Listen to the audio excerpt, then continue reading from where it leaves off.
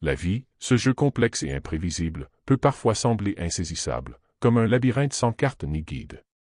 Pourtant, au cœur de cette apparente confusion, il existe des principes, des règles invisibles mais puissantes, qui nous permettent de naviguer avec plus de sérénité, de force et de clarté. Dans cette vidéo, je vais partager avec vous 9 règles stoïciennes essentielles, des balises solides pour vous aider à avancer, même lorsque les défis semblent insurmontables, même quand le chemin paraît flou. Ces règles ne promettent pas une vie sans difficulté, mais elles vous offriront une boussole intérieure pour jouer le jeu de la vie avec dignité et sagesse. Restez avec moi jusqu'au bout, car chacune de ces règles a le potentiel de transformer votre manière d'aborder les obstacles, de gérer vos émotions, et surtout, de retrouver ce calme profond qui permet de s'élever malgré les tempêtes. N'hésitez pas à partager en commentaire vos réflexions ou expériences, car c'est aussi dans le dialogue que la sagesse grandit. 1. Accepte que la vie est un jeu dont tu ne maîtrises pas toutes les règles. Accepter que la vie est un jeu dont nous ne maîtrisons pas toutes les règles est sans doute l'une des prises de conscience les plus profondes et libératrices que nous puissions faire. Imaginez un instant que vous entrez dans une salle de jeu, mais que vous ne connaissez ni le plateau, ni les pièces, ni les règles qui régissent les mouvements. Cette ignorance peut susciter un sentiment d'impuissance, de confusion, voire de frustration. Pourtant, c'est précisément dans cette incertitude que réside la beauté et la sagesse du stoïcisme, reconnaître humblement que le contrôle absolu nous échappe et que notre véritable pouvoir réside ailleurs. La vie, avec toutes ses complexités, ses surprises et ses aléas, ne peut jamais être totalement décodée ou anticipée. Essayer de tout maîtriser, de tout prévoir, c'est comme vouloir retenir le vent dans sa main ou fixer le cours d'une rivière. Ces forces extérieures, imprévisibles et mouvantes, échappent à notre emprise. Mais, contrairement à ce que l'on pourrait croire, cette réalité n'est pas une condamnation à la passivité ou au désespoir, elle est au contraire une invitation à réorienter notre attention et notre énergie vers ce qui dépend réellement de nous. Car si nous ne contrôlons pas toutes les règles du jeu de la vie, nous détenons la maîtrise de notre attitude, de nos choix, de notre manière de répondre aux événements. C'est là, dans ce domaine intérieur, que se trouve notre véritable terrain de jeu. Ce n'est pas la vie qui dicte notre bonheur, mais notre capacité à l'accepter avec calme et à agir avec sagesse malgré ses incertitudes. Pour illustrer cela, pensons à un joueur d'échecs qui découvre soudainement une nouvelle règle qu'il ne connaît pas. Il ne peut pas changer cette règle ni empêcher qu'elle existe. Ce qu'il peut faire, c'est observer, s'adapter, apprendre à jouer avec ce nouvel élément, et même trouver des stratégies inédites pour avancer malgré cet inconnu. De la même façon, chaque imprévu, chaque difficulté que la vie nous présente est une nouvelle règle à intégrer, une leçon à assimiler, une opportunité de croissance. Ne pas maîtriser toutes les règles, c'est aussi renoncer à l'illusion du contrôle total, cette illusion qui engendre souvent stress, anxiété et frustration. En acceptant cette vérité, on s'allège d'un poids immense. On cesse de lutter contre l'inévitable et on commence à jouer le jeu avec plus de fluidité et de sérénité. Enfin, souvenez-vous que le jeu de la vie est fait autant de moments inattendus que de choix conscients. Accepter l'inconnu, c'est s'ouvrir à la richesse de l'expérience humaine, c'est apprendre à danser avec l'incertitude plutôt que de la fuir. C'est aussi comprendre que la beauté du jeu ne réside pas seulement dans la victoire, mais dans la manière dont on joue, avec courage, humilité et présence. Alors, accueillez chaque jour comme un nouveau tour de jeu, avec ses mystères et ses règles cachées. Plutôt que de chercher à tout contrôler, cherchez à être le joueur sage qui sait s'adapter, apprendre et avancer, quelles que soient les cartes qui lui sont distribuées. C'est là, dans cette acceptation profonde, que réside la clé pour naviguer avec calme et force dans la complexité de la vie. 2. Joue ton rôle avec intégrité, même quand personne ne regarde. Jouer son rôle avec intégrité, même quand personne ne regarde, est sans doute l'une des règles les plus essentielles pour naviguer dans le grand jeu de la vie. Cette idée peut sembler simple en apparence, mais sa profondeur et sa portée sont immenses. Car en vérité, notre véritable caractère, notre essence même, ne se révèle pas dans le regard des autres, ni sous la lumière des projecteurs, mais bien dans ces moments où nous sommes seuls avec nous-mêmes, face à nos choix les plus intimes et souvent les plus difficiles. Imaginez un acteur sur scène, jouant son rôle à la perfection sous les yeux admiratifs d'un public. Ce que personne ne voit, ce sont les heures de répétition dans l'ombre, les efforts silencieux, les moments où il se tient prêt, loin de tout regard. C'est dans ces instants d'abandon à la discipline, à la rigueur, à l'authenticité que l'acteur construit la qualité de son jeu. De la même façon, dans la vie, c'est dans notre comportement lorsqu'aucun regard extérieur ne nous scrute que se forge la véritable grandeur de notre être. Cette règle nous enseigne donc à cultiver la cohérence intérieure. Être intègre, c'est être fidèle à ses valeurs, à ses principes, même quand personne n'est là pour nous applaudir ou nous juger. C'est agir selon ce que nous savons être juste, non par calcul, par envie de reconnaissance ou par peur du jugement, mais parce que cela correspond à notre véritable nature et à ce que nous souhaitons incarner dans le monde. Le stoïcisme, par exemple, nous invite à voir chaque acte comme un témoignage silencieux de notre vertu. Même les plus petits gestes, ceux que personne ne remarque, ont leur importance. C'est dans le soin apporté à ces détails invisibles que l'on construit une vie de qualité. Une personne qui respecte les règles, qui choisit la patience, l'honnêteté, la bienveillance, même dans des situations où ces qualités ne sont pas requises, construit un socle solide de confiance en soi et d'estime qui ne dépend pas des circonstances extérieures. Une métaphore puissante pour illustrer ce principe est celle du jardinier qui entretient son jardin. Qu'il pleuve ou qu'il fasse beau, qu'il y ait des visiteurs ou non, le jardinier continue de soigner ses plantes, d'enlever les mauvaises herbes, d'arroser la terre. Ce n'est pas pour un quelconque regard extérieur, mais parce qu'il sait que la beauté et la santé de son jardin dépendent de cet entretien régulier et sincère. Ainsi en est-il de notre conduite intérieure. Elle nécessite une attention constante, une discipline silencieuse, à l'abri des regards mais non moins réels. Jouer son rôle avec intégrité, c'est aussi résister à la tentation de la facilité ou de la compromission lorsque personne ne nous observe. C'est dans ces moments que notre vrai courage se révèle. Car agir selon ses valeurs sans l'appui d'un public, sans récompense immédiate, demande une force intérieure que seul un engagement profond à soi-même peut nourrir.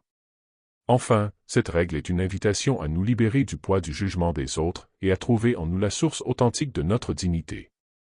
En incarnant cette intégrité silencieuse, nous devenons des acteurs libres et responsables de notre vie, capables d'affronter les tempêtes avec calme et sérénité, car nous savons que notre valeur ne dépend pas des applaudissements, mais de notre fidélité à ce que nous sommes réellement.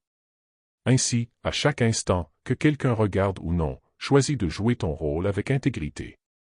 Ce choix, simple en apparence, est en réalité le fondement d'une vie pleine, riche de sens et d'authenticité. Car c'est là que réside le véritable pouvoir de naviguer avec force et sagesse dans le jeu complexe qu'est la vie. 3. Ne crains pas l'échec, car c'est un simple niveau du jeu qui t'enseigne à progresser. Dans la grande aventure de la vie, l'échec n'est pas ce monstre effrayant que nous imaginons souvent. Il est plutôt une étape, un palier, un niveau à franchir sur le chemin qui mène à la véritable maîtrise de soi et à la réussite. Visualise un jeu vidéo complexe où chaque niveau devient plus difficile, où chaque obstacle représente un défi à surmonter. L'échec à un niveau n'est jamais une fin en soi, mais un apprentissage essentiel pour débloquer la porte suivante. C'est dans cette lumière que l'échec cesse d'être un jugement, pour devenir un professeur patient et rigoureux.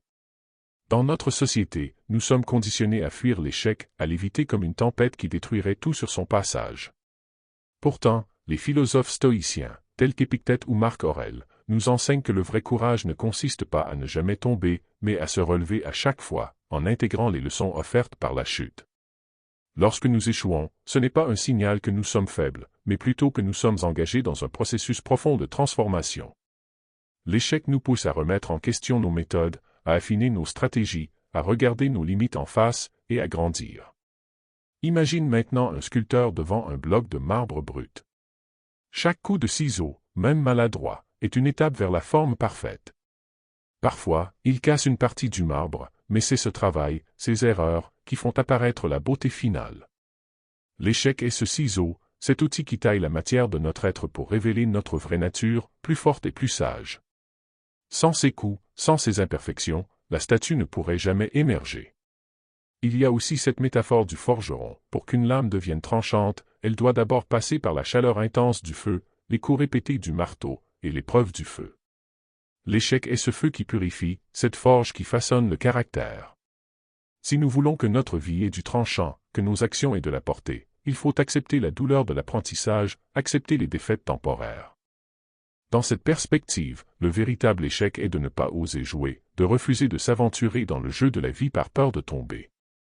Car ce refus, cette immobilité, est la seule défaite irréversible. Chaque tentative, chaque chute, chaque remise en question est une victoire silencieuse sur notre peur et notre confort illusoire. Elle est le chemin même de la liberté. Alors, la prochaine fois que tu seras confronté à une défaite, à une erreur, ne te ferme pas à cette expérience. Observe-la, apprends d'elle et considère-la comme ce simple niveau que tu dois franchir. Regarde au-delà de la douleur immédiate, vois le chemin qui s'ouvre devant toi. Le jeu de la vie ne récompense pas ceux qui ne jouent pas, mais ceux qui apprennent à danser avec leurs échecs, à avancer malgré eux et à s'élever à chaque obstacle. N'oublie jamais que dans ce jeu, chaque niveau, même le plus difficile, est une opportunité offerte, une chance d'agrandir ton esprit, d'approfondir ta résilience et de rapprocher ton existence de la sagesse. Ne crains pas l'échec, embrasse-le, car c'est la voie même de ta progression. 4. Cultive la patience, car le temps est le maître du jeu. Dans le vaste échiquier de la vie, où chaque mouvement compte, il est une force souvent sous-estimée et pourtant infiniment puissante, le temps. Le temps ne se laisse ni presser, ni manipuler, ni forcer. Il avance à son rythme, souverain et inébranlable, dictant la cadence à laquelle se déroulent nos expériences, nos succès et nos échecs. Cultiver la patience, c'est apprendre à respecter ce maître silencieux qui façonne tout, qui révèle la profondeur des choses et leur véritable valeur. C'est comprendre que l'impatience, ce désir ardent d'accélérer le cours naturel des événements, est souvent source de confusion, de frustration et de décisions précipitées qui éloignent de la sagesse. Imagine une rivière qui serpente à travers les rochers. Elle ne lutte pas contre les obstacles, elle ne cherche pas à aller plus vite que le courant. Elle s'adapte, contourne, parfois ralentit, mais toujours, elle poursuit son chemin, patiemment, jusqu'à rejoindre l'océan. Cette image nous enseigne que dans le jeu de la vie, la force n'est pas dans la précipitation, mais dans la constance et la confiance accordée au déroulement naturel des choses. Ce n'est pas en essayant de forcer les résultats que nous avançons vraiment, mais en acceptant que chaque étape a son temps, sa nécessité et son sens. La patience, dans cette perspective, est une vertu stoïcienne essentielle. Elle nous invite à suspendre notre jugement impulsif, à ne pas céder à l'angoisse de l'immédiateté, et à accueillir l'inévitable attente comme une part intégrante du processus. Le sage comprend que la croissance profonde ne se mesure pas à l'aune de la rapidité, mais à celle de la maturité. Comme un arbre qui met des années à déployer ses racines avant de s'élever vers le ciel, nos projets et nos transformations intérieures réclament du temps. Précipiter leur floraison, c'est risquer d'affaiblir leur fondation. Il y a dans cette règle une invitation à l'humilité. Nous ne sommes pas les maîtres du temps, et notre impatience ne fera que nous éloigner de l'harmonie avec le rythme du monde. Le temps, par sa patience infinie, enseigne la persévérance, cette capacité à continuer malgré les lenteurs, à persister sans se décourager, à garder la foi quand rien ne semble avancer. C'est en cultivant cette patience que nous développons la force intérieure qui nous permet d'affronter les défis, d'accueillir les épreuves et de transformer l'attente en une sagesse active. Enfin, il faut rappeler que le temps est aussi guérisseur. Nos blessures, nos échecs, nos douleurs s'apaisent à mesure que les jours passent. Mais cette guérison ne vient pas sans patience, sans cet art de laisser le temps déployer ses ailes, d'accorder au processus le silence et la profondeur nécessaires. Se hâter, vouloir tout maîtriser, c'est souvent repousser ce moment de réconciliation avec soi-même. Dans ce jeu qu'est la vie, cultiver la patience, c'est donc s'armer d'une sagesse précieuse qui nous apprend à danser avec le temps, à respecter son rythme et à nous laisser transformer doucement par son passage. C'est comprendre que le temps est le maître du jeu, et que notre rôle n'est pas de le précipiter, mais de l'honorer, en avançant pas à pas, avec calme et détermination, vers ce que nous sommes destinés à devenir. 5. Reste présent dans chaque instant, car c'est le seul plateau de jeu qui existe vraiment. Dans l'immense théâtre de la vie, où se déploie une multitude de scénarios, de souvenirs et d'anticipations, il est facile de se perdre dans le passé ou de s'égarer dans l'avenir. Pourtant, le seul moment réel, tangible, le seul véritable plateau sur lequel se joue notre existence, c'est l'instant présent. Cette vérité simple, mais profondément puissante, est au cœur de notre capacité à naviguer avec sagesse dans le jeu complexe de la vie. Rester pleinement présent, c'est s'ancrer dans ce qui est, accueillir ce qui se donne à vivre ici et maintenant, avec toute sa richesse, ses nuances, ses défis. Imagine un joueur d'échecs, assis face à son adversaire, concentré non sur les coups déjà joués ni sur ceux encore hypothétiques, mais uniquement sur la position actuelle du plateau. C'est cette présence attentive qui lui permet de prendre les décisions justes, éclairées, en harmonie avec la situation réelle. De la même manière, notre vie exige cette attention focalisée, car c'est seulement en habitant pleinement le présent que nous pouvons agir avec clarté, discernement et authenticité. Se disperser dans les regrets du passé ou les inquiétudes futures, c'est comme jouer une partie d'échecs les yeux fermés, guidés par des illusions, au risque de perdre le contrôle. Être présent dans chaque instant, ce n'est pas simplement une posture passive d'observation, mais un engagement actif, une invitation à rencontrer la vie telle qu'elle est, avec ses surprises, ses beautés, ses douleurs. C'est s'autoriser à ressentir pleinement, à penser clairement, à agir consciemment. Dans ce présent, nous trouvons la matière même de notre liberté, car c'est là que réside notre pouvoir d'action, loin des chaînes du passé et des fantasmes de l'avenir. Cette pleine présence nous délivre de la tyrannie des émotions fugaces et des pensées parasites, elle nous connecte à notre essence profonde. Les stoïciens, qui enseignaient l'art de vivre avec sagesse, savaient que tout ce qui est véritablement en notre pouvoir, c'est notre manière d'être ici et maintenant. Épictète nous le rappelle, n'attends pas que les événements se passent comme tu le souhaites, désire qu'ils se passent comme ils se passent, et tu seras heureux. Cette acceptation, née de la présence, ne signifie pas résignation, mais lucidité et alignement avec la réalité. C'est dans cette conscience aiguisée du présent que nous pouvons transformer les défis en opportunités, les obstacles en leçons. Enfin, rester présent, c'est aussi une forme de respect envers soi-même et envers la vie. C'est honorer chaque moment, même les plus simples, car c'est là que se tisse la trame de notre existence. C'est reconnaître que le temps ne nous appartient pas, que le passé est déjà loin et que l'avenir est incertain, mais que le présent est un cadeau précieux, un espace sacré où se joue notre capacité à choisir, à aimer, à grandir. Dans ce jeu qu'est la vie, n'oublions jamais que le plateau de jeu véritable est le présent. C'est là que tout se joue, que toute action trouve son sens, que toute transformation peut commencer. Cultiver cette présence, c'est s'armer d'une force tranquille et d'une clarté profonde, indispensable pour avancer avec sagesse, authenticité et paix intérieure. C'est, en somme, la clé pour naviguer avec succès et sérénité à travers les multiples défis que nous réserve ce voyage unique qu'est notre existence. 6. Ne laisse pas l'opinion des autres dicter tes mouvements. Dans le grand jeu de la vie, chacun de nous tient une pièce unique, dont le mouvement doit être guidé par une sagesse intérieure, une compréhension profonde de soi et de ses valeurs. Pourtant, trop souvent, nous nous laissons influencer, parfois même gouverner, par le regard des autres, par leurs jugements, leurs attentes ou leurs critiques. Céder à cette pression extérieure, c'est abandonner notre liberté la plus précieuse et risquer de devenir le pion d'un jeu qui n'est pas le nôtre. Cette idée, à la fois simple et puissante, nous invite à nous recentrer sur notre propre boussole intérieure et à reprendre le contrôle de notre chemin.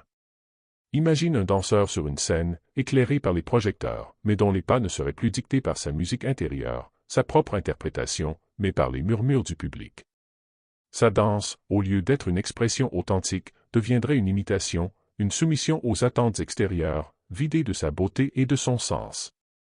Dans notre vie quotidienne, c'est ce qui se produit quand nous laissons l'opinion des autres guider nos choix, nos paroles, nos actions, nous perdons notre essence, nous devenons étrangers à nous-mêmes, prisonniers d'un rôle imposé.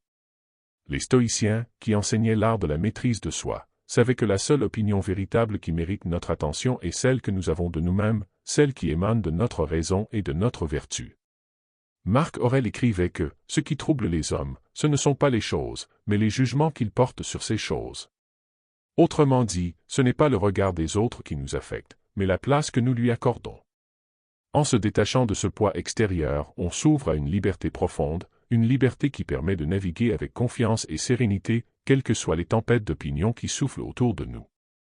Il ne s'agit pas de devenir insensible ou de rejeter tout conseil, mais de cultiver une clairvoyance lucide, un discernement qui nous permet d'entendre sans être submergé, de considérer sans être dépendant.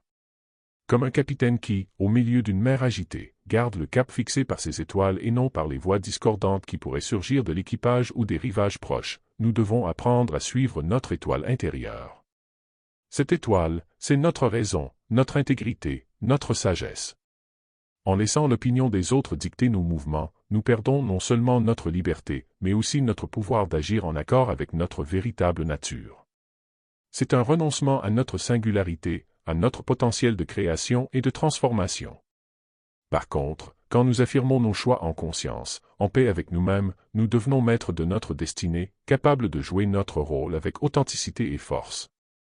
En conclusion, ne laisse jamais les murmures, les jugements, ou les attentes d'autrui guider tes pas. Ta vie est ta propre partie, et tu es l'unique joueur responsable de tes mouvements.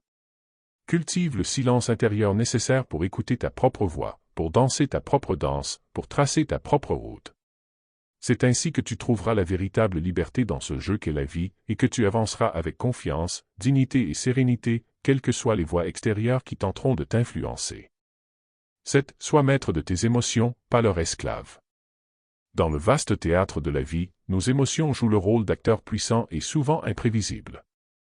Elles traversent notre esprit comme des vagues déchaînées, parfois calmes, parfois tumultueuses, capables de façonner notre perception, nos décisions, et notre expérience même du monde. Pourtant, il est essentiel de comprendre que ces vagues émotionnelles ne doivent pas devenir le gouvernail de notre existence, car lorsque nous cédons à leurs caprices, nous nous perdons, devenons esclaves d'un feu intérieur qui consume plus qu'il n'éclaire. Être maître de ses émotions, ce n'est pas les nier ou les refouler, comme on entrait d'ignorer le vent ou de retenir la pluie.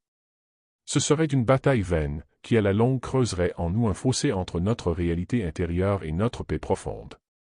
Au contraire, c'est apprendre à les accueillir, à les observer avec une distance lucide, comme un capitaine observe la mer avant de diriger son navire. Il sait que les vagues sont puissantes, mais il ne se laisse pas emporter par elles, il les utilise, les anticipe, les contourne ou les affronte avec maîtrise. Imagine un fleuve tumultueux traversant une vallée. Si nous sommes l'eau, emportés sans contrôle, nous finirons par nous fracasser contre les rochers, dispersés et sans direction. Mais si nous sommes le fleuve en tant que force consciente, nous pouvons canaliser ce courant, transformer la force brute en énergie créatrice, modeler le paysage de notre vie avec sagesse et équilibre. C'est cette capacité d'être à la fois en lien avec nos émotions et en position de contrôle qui constitue la véritable force intérieure. Les stoïciens enseignaient que la vertu réside dans la maîtrise de soi, et cela inclut la maîtrise de nos réactions émotionnelles. Épictète rappelait que ce ne sont pas les événements qui nous perturbent, mais notre jugement sur ces événements. Ainsi, si nous réussissons à déjouer les pièges d'une réaction émotionnelle instinctive et incontrôlée, nous ouvrons la porte à une réponse réfléchie, à une action mesurée et appropriée. Cette maîtrise nous donne le pouvoir d'être acteurs plutôt que victimes de nos propres tempêtes intérieures. Être maître de ses émotions, c'est aussi se reconnecter à la raison, à ce sanctuaire tranquille où la lumière de la sagesse peut percer les nuages de la colère, de la peur ou de la tristesse. Ce n'est pas une négation de notre humanité, mais l'expression la plus haute de celle-ci, la capacité d'accueillir nos émotions avec compassion et discernement, sans en devenir prisonnier. C'est choisir la liberté intérieure, même lorsque le chaos du monde extérieur semble vouloir nous submerger. En fin de compte, se laisser dominer par ses émotions, c'est remettre les rênes de sa vie à un vent capricieux, qui peut nous entraîner là où nous ne souhaitons pas aller, nous éloigner de nos objectifs, nous faire perdre notre paix et notre clarté. Tandis qu'apprendre à les maîtriser, à les écouter sans s'y noyer, c'est s'offrir la possibilité de naviguer avec calme et assurance, même dans les eaux les plus agitées. Alors, fais le choix courageux d'être le maître de tes émotions. Observe-les, comprends-les, laisse-les circuler sans te laisser emporter. C'est ainsi que tu gagneras en liberté, en force, et que tu pourras jouer pleinement ta partie dans ce grand jeu qu'est la vie, avec la sérénité d'un capitaine qui sait où il va, quelles que soient les tempêtes qui peuvent surgir. 8. Construis ta force intérieure comme un bouclier contre les aléas extérieurs. Dans la vie, il est inévitable que les vents du changement soufflent parfois avec violence, que les tempêtes imprévues bouleversent nos plans et que les événements hors de notre contrôle viennent ébranler nos certitudes. Mais au cœur de cette incertitude universelle réside une vérité fondamentale, la seule véritable forteresse où nous pouvons trouver refuge et stabilité ne se trouve pas à l'extérieur, dans les circonstances ou les possessions, mais bien à l'intérieur de nous-mêmes, dans cette force intérieure que nous avons la responsabilité de cultiver. Imagine un chevalier au milieu d'une bataille, équipé d'un bouclier robuste, forgé non pas d'acier ordinaire, mais d'une matière invisible, intangible, mais ô combien plus puissante, la résilience, la sagesse, la maîtrise de soi. Ce bouclier intérieur ne bloque pas seulement les flèches et les coups d'épée du monde extérieur, il absorbe les chocs, transforme la douleur en apprentissage et les défis en opportunités de croissance. C'est ce refuge intime, cette force construite patiemment jour après jour, qui te permet de traverser les turbulences sans te briser. La force intérieure, contrairement aux attributs extérieurs qui peuvent être volatiles et éphémères, est un pilier stable qui ne dépend pas des circonstances. Quand les relations se délitent, quand les pertes frappent, quand le chaos semble régner, c'est dans cette force que tu peux puiser ton ancrage. Ce n'est pas une force rigide ni bornée, mais une puissance fluide et adaptative qui te permet de rester calme, lucide, et de choisir tes réponses avec clarté, plutôt que de te laisser emporter par le tumulte. Construire ce bouclier intérieur demande une discipline constante, un engagement à se connaître soi-même, à cultiver la patience, la compassion envers soi et les autres, et à pratiquer l'acceptation. C'est un chemin qui demande de s'endurcir là où cela compte, sans perdre en douceur ni en humanité. C'est apprendre à regarder les difficultés non comme des ennemis, mais comme des forgerons qui façonnent ce bouclier, le rendant plus épais, plus résistant, plus brillant. Le stoïcisme nous enseigne que ce qui dépend de nous, c'est notre jugement, nos choix, notre manière d'être. En cela, notre force intérieure est une arme invincible contre les aléas extérieurs, car elle transforme notre rapport au monde. Là où d'autres voient des obstacles insurmontables, nous découvrons des occasions d'exercer notre courage et notre sagesse. Là où d'autres se laissent submerger par le chaos, nous restons fermes comme un phare dans la tempête. En cultivant cette force intérieure, tu te prépares non seulement à affronter l'imprévisible, mais aussi à vivre pleinement, avec sérénité et confiance. Cette force devient ton allié silencieuse, ton bouclier inébranlable, qui te protège sans t'enfermer, qui t'élève sans t'isoler. Elle t'offre la liberté de naviguer avec assurance, sachant que, quoi qu'il arrive, tu as en toi la puissance nécessaire pour te relever, pour avancer, pour continuer à jouer ta partie, avec dignité et détermination. Ainsi, construis ta force intérieure avec soin, chaque jour, comme un artisan forge son bouclier. Protège-toi des vents contraires, non en fuyant le monde, mais en devenant toi-même un roc sur lequel les tempêtes viennent se briser, un sanctuaire de paix au milieu du tumulte. C'est dans cette force que réside la clé d'une vie pleinement vécue, sereine et libre. 9. Joue pour le progrès, pas pour la perfection. Dans ce vaste jeu qu'est la vie, il est tentant de vouloir atteindre la perfection, de viser un idéal immaculé où chaque coup serait parfait, chaque mouvement irréprochable. Pourtant, c'est précisément cette quête insatiable de la perfection qui peut devenir un piège, une prison invisible où l'on se retrouve paralysé, incapable d'avancer par peur de ne pas être assez bon, de faire un faux pas. La sagesse, que nous enseigne le stoïcisme, est de comprendre que la vraie victoire ne réside pas dans la perfection, mais dans le progrès constant, dans chaque petit pas vers une meilleure version de soi-même. Imagine une rivière qui coule. Elle ne cesse jamais d'avancer, de serpenter, de trouver son chemin, même au travers des rochers ou des obstacles. Elle ne cherche pas à être parfaite, à couler sans aucune onde ou déviation, mais à continuer son mouvement, patiemment, inlassablement. De même, notre vie n'a pas besoin d'être une trajectoire parfaite, mais une progression constante, une marche en avant, même imparfaite, mais sincère. Chercher la perfection peut devenir un fardeau insupportable. Cela nous pousse souvent à nous juger sévèrement, à nous comparer aux autres ou à des standards impossibles à atteindre, et surtout à perdre de vue l'essentiel, l'évolution personnelle, le chemin parcouru. Chaque erreur, chaque échec, chaque hésitation est en réalité une pierre précieuse sur cette route du progrès. C'est par ces expériences, par ces ajustements, que nous grandissons véritablement. Dans le jeu de la vie, il faut apprendre à jouer avec souplesse, accueillir l'imperfection comme une compagne fidèle plutôt que comme une ennemie redoutable. Le joueur sage sait que chaque niveau, chaque défi, même s'il n'est pas maîtrisé parfaitement, est une occasion de développement. Il comprend que ce n'est pas un sprint vers une fin idéale, mais une danse avec le temps, un apprentissage continu. Le stoïcisme nous invite à exercer notre raison pour discerner ce qui dépend de nous, nos efforts, notre attitude, notre volonté de progresser. Il nous rappelle que la perfection est une illusion hors de portée, souvent un mirage qui peut détourner de l'essentiel. En jouant pour le progrès, tu te libères de la pression paralysante de la perfection, tu t'autorises à être humain, à faire des erreurs, à apprendre, à avancer. Ce choix libère une énergie nouvelle, un enthousiasme sincère pour la vie. Chaque jour devient une opportunité de croissance, chaque défi un tremplin vers une version un peu plus forte, plus consciente, plus résiliente de toi-même. Le progrès tisse une histoire riche, pleine de sens, où chaque pas compte, où chaque effort est reconnu. Ainsi, au lieu de te figer dans la quête stérile de la perfection, choisis de jouer pour le progrès. Avance avec patience, avec humilité, avec la détermination d'un joueur qui sait que la beauté du jeu réside dans le chemin parcouru, dans la transformation qui s'opère en toi. C'est là, dans ce mouvement perpétuel, que réside la vraie maîtrise de la vie et le secret d'une existence riche et épanouie, libre de la tyrannie du tout ou rien. Alors que nous terminons cette réflexion sur le jeu de la vie, rappelle-toi que chaque pas, aussi petit soit-il, fait partie intégrante de ta progression. La quête n'est pas celle de la perfection, mais celle d'un engagement sincère envers toi-même, envers ce chemin unique que tu traces jour après jour. Si cette vidéo t'a apporté une nouvelle lumière, une inspiration pour naviguer avec plus de clarté dans ta vie, je t'invite à t'abonner pour ne rien manquer des prochaines leçons, car ensemble, nous pouvons continuer à grandir, à apprendre et à avancer.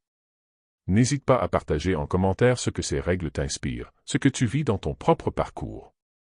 Ton expérience enrichira cette communauté, car ici, chacun est à la fois joueur et maître de son destin.